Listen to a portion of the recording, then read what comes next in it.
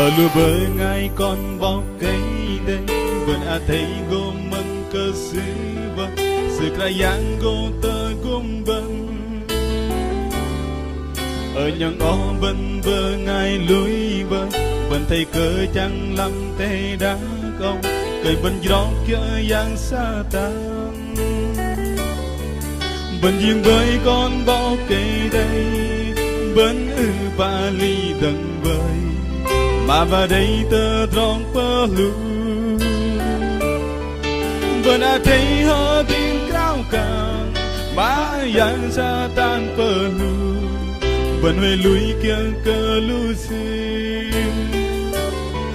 ở nhà ngõ vẫn ngày có lì vẫn đây Giêsu đi bơi niềm mình vẫn go bo play lăng để tơ tròn đi linh la lù vẫn yên với con bóng cây đây vẫn huê đi làm tê đá câu vẫn để tơ chênh cơ đi đến cái nhà giữ cơ hơi trắng vân ở lùa bờ ngay chim con cá yang mà để bờ lui em nè lui vẫn dừng với con bó cây đây vẫn bạ ly đằng vơi mà vào đây tơ tròn bờ lui vẫn thấy họ tim cao càng mà yang xa tan bờ lui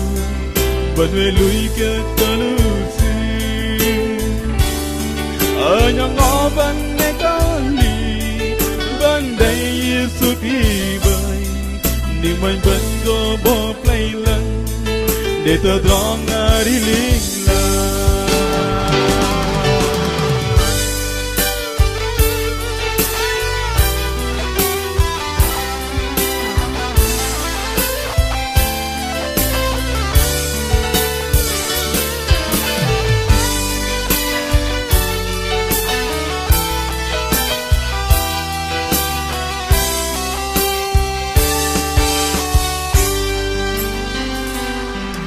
ở lùa bờ ngay con bóng cây đây vẫn thấy gồm măng cơ sứ vâng sự cài yang gô tơ cũng vần ở những ó vân vơ ngay lối bơi vẫn thấy cơ chẳng lắm tê đá câu cây vẫn gió kia yang xa tan vẫn riêng với con bó cây đây vẫn bạ ly đằng vơi mà bà đây tơ tròn phơ lù vẫn thấy họ tim cao càng mà yang xa tan phơ lù vẫn huê lùi kia cơ lưu